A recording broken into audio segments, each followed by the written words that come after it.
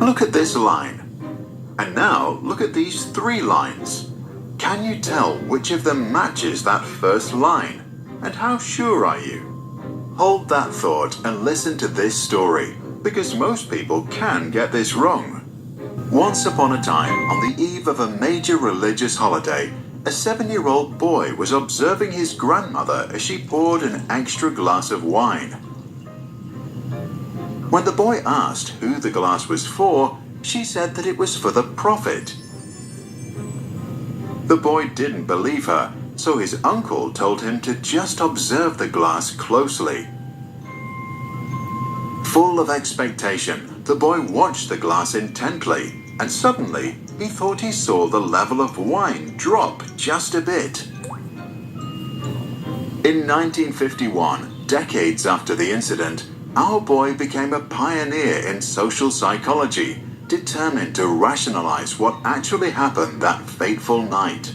Did some of the wine really disappear, or was he made to believe that?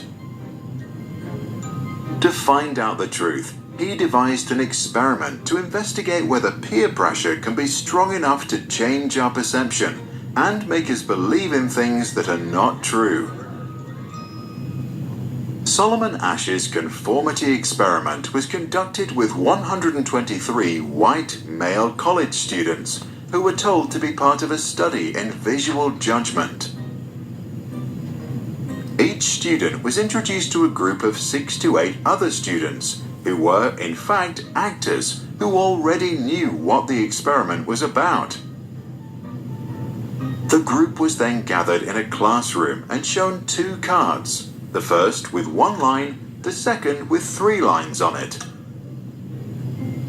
Each student was then asked to say aloud which line in the second card matched that first one. The group was seated in such a way that allowed the actors to respond first, leaving the real participant to respond last. For the first 2 rounds, the fake students, also known as Confederates, gave the correct answer, and the innocent student, known as the subject, said whatever he thought to be true. In the 3rd round, the actors began to respond with a clearly wrong answer.